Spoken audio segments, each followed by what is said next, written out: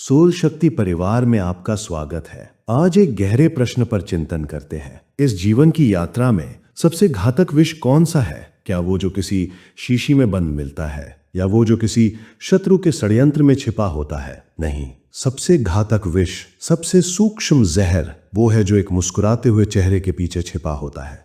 वो जहर जो प्रेम और अपनेपन की मिठास में घुलकर हमारी आत्मा को धीरे धीरे चुपचाप मारता है। क्या आपने कभी अनुभव किया है, कुछ लोग आपके इतने निकट होते हैं, इतने अपने लगते हैं कि उनकी बातों पर, उनके वादों पर, उनके हर हाव भाव पर संदेह का कोई कण भी मन में नहीं उठता। आप उन्हें अपना मानकर अपने हृदय का द्वार उनके लिए पूरी तरह खोल देते हैं।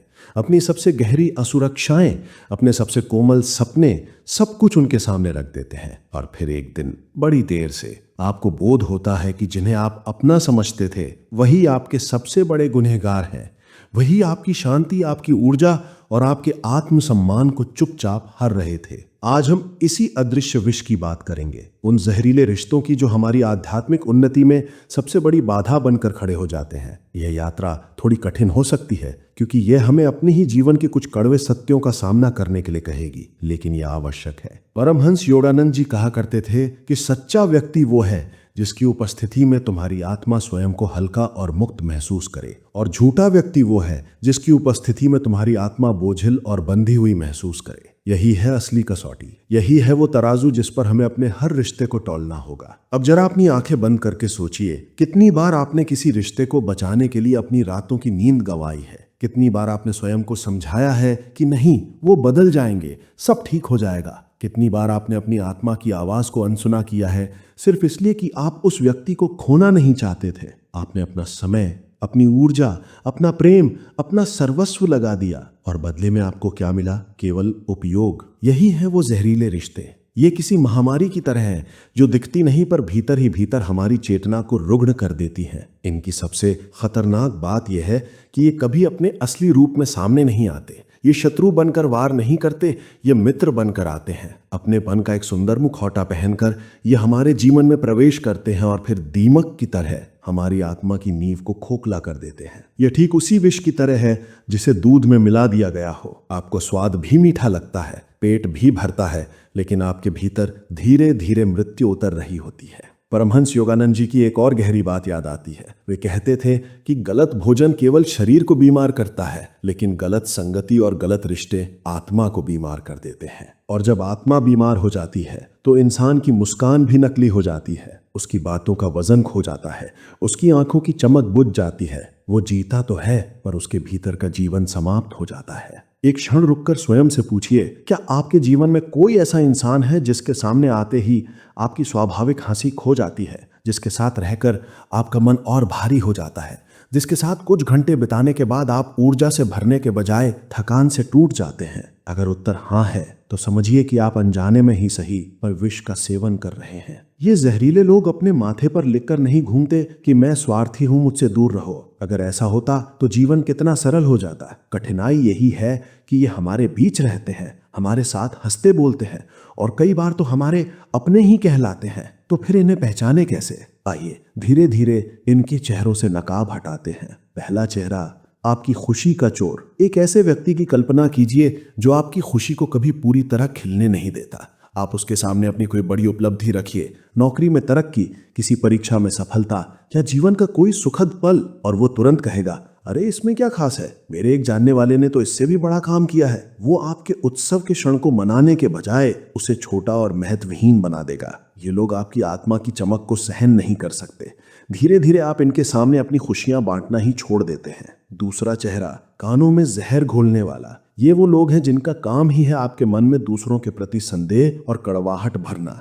ये आपके सामने तो मीठे बनेंगे, लेकिन पीठ पीछे आग लगाएंगे। ये आपको आपके प्रियजनों से तोड़ने की कोशिश करेंगे, आपके मन में असुरक्षा और विभाजन के बीज बोएंगे। परमहंस योगानंद जी कहते थे कि जहां मन में द्वेष और घृणा भर जाए वहां ईश्वर का वास नहीं हो सकता है। और ये लोग ठीक यही करते हैं। वे आपके हृदय को ईश्वर से दूर और नफरत के निकट ले जाते हैं। तीसरा चेहरा, आपकी कमजोरियों का पारखी। कुछ लोगों की नजर कभी आपकी अच्छाई पर टिकती ही नहीं। आप कितना भी परिश्रम करें, कितनी भी नेक नियत से कर्म करें, उनकी गिद्ध दृष्टि केवल आपकी भूल, आपकी कमियों पर होगी। वो आपको बार बार आपकी गलतियों का एहसास कराएंगे, आपको गिराने की कोशिश करेंगे ताकि आप स्वयं को कभी योग्य और समर्थ ना समझें। ये लोग धीरे धीरे आपका आत्मविश्वास खा जाते हैं। चौथा चेहरा, सुख का साथी, दुख का भगोड़ा। ये आपके मित्र बनकर रहते हैं, लेकिन केवल अच्छे समय में। जब आपके पास सब कुछ है तो वो आपके सबसे करीब होंगे, लेकिन जैसे ही आप पर कोई संकट आता है, जब आपको उनकी सबसे अधिक आवश्यकता होती है, तब वो ऐसे गायब हो जाते हैं जैसे कभी थे ही नहीं। ये जहरीले हैं क्योंकि सच्चा रिश्ता वही है जो तूफान में आपके साथ खड़ा रहे। शांत समुद्र में तो कोई भी नाव चला लेता है। पांचवा चेहरा, आपकी आत्मा का नियंत्रक। ये वो लोग हैं जो आपके हर निर्णय को नियंत्रित करना चाहते हैं।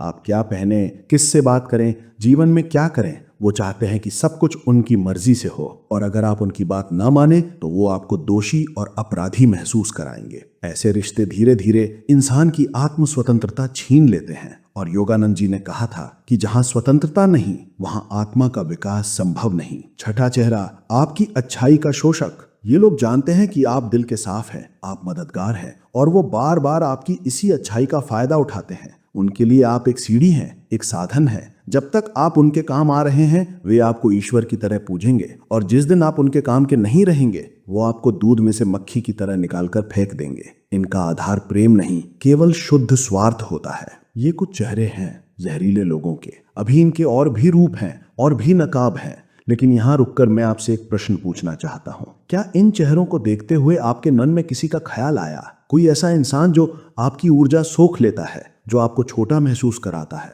जो सिर्फ अपने मतलब के लिए आपके पास आता है? अगर हाँ, तो अपनी आत्मा की आवाज सुनिए, क्योंकि आत्मा कभी झूठ नहीं बोलती। अगर आपकी आत्मा कह रही है कि यह रिश्ता आपको थका रहा है, आपको तोड़ रहा है, तो इस सत्य को स्वीकार कीजिए। आज हम सिर्फ ये नहीं जानेंगे कि जहरीले लोग क्या हैं, बल्कि ये भी कि इनसे बचा कैसे जाए। कई बार ये संबंध इतने गहरे होते हैं कि इनसे दूर होना एक चुनौती बन जाता है। इसलिए हमें बहुत ध्यान से, समझदारी के साथ कदम उठाना होगा। जहरीले रिश्तों की पहचान करना जितना कठिन है, उनसे बाहर निकलना उतना ही अधिक कठिन हो सकता है, क्योंकि हमारा हृदय मोह और लगाव से बंधा होता है। हम सोचते रहते हैं चलो अपना ही है, सुधर जाएगा। लेकिन सत्य ये है कि विष को चाहे कितनी भी चीनी में मिला दो, उसका स्वभाव नहीं बदलता। जहरीले इंसान की फितरत बदलना लगभग असंभव है, जब तक कि वो स्वयं ना चाहे। परमहंस योगानंद जी कहते थे कि एक गलत रिश्ते को समाप्त करना कोई पाप नहीं, बल्कि अपनी आत्मा को बचाने का एक पवित्र कर्तव्य है। अगर आप ऐसे रिश्तों को पकड़े रहेंगे तो आप अपनी ही आत्मा को एक अदृश्य कारागार में कैद कर देंगे, और अगर आप उनसे मुक्त होने का साहस करेंगे तो आपकी आत्मा आजाद हो जाएगी। तो ये मुक्ति कैसे पाएं? पहला कदम, सत्य को स्वीकार करना। सबसे पहले स्वयं से झूठ बोलना बंद करें, अपने दिल को बहलाना बंद करें। साहस के साथ इस सच्चाई को स्वीकार करें कि हाँ, ये रिश्ता मेरे लिए जहरीला है, ये मेरी आत्मा का पोषण नहीं, शोषण कर रहा है। ये स्वीकृति ही मुक्ति का पहला द्वार है। दूसरा कदम, एक पवित्र दूरी बनाना। जहरीले रिश्तों से हमेशा लड़कर बाहर नहीं निकला जा सकता। कई बार मौन रहकर, चुपचाप एक सीमा खींच लेना ही सबसे बड़ा उत्तर होता है। जैसे कोई विषैला सर्प घर में आ जाए तो आप उससे बहस नहीं करते, आप बस दरवाजा बंद कर देते हैं। वैसे ही इन लोगों के लिए अपने मन और जीवन के दरवाजे धीरे धीरे बंद कर दीजिए। ये क्रूरता नहीं, ये आत्म करुणा है। तीसरा कदम, अपनी ऊर्जा को बचाना। ऐसे लोग आपकी प्राण ऊर्जा को चूस लेते हैं। जब आप उनसे दूर हो जाएं तो अपनी बची हुई ऊर्जा को सकारात्मक दिशा में लगाइए, उन कामों में जो आपको आनंद देते हैं, उन लोगों के साथ जो आपको प्रेरित करते हैं, और सबसे महत्वपूर्ण, ईश्वर की भक्ति में। योगानंद जी कहते थे कि जहां ईश्वर का नाम है, जहां ध्यान की गहराई है, वहां कोई भी नकारात्मकता टिक नहीं सकती।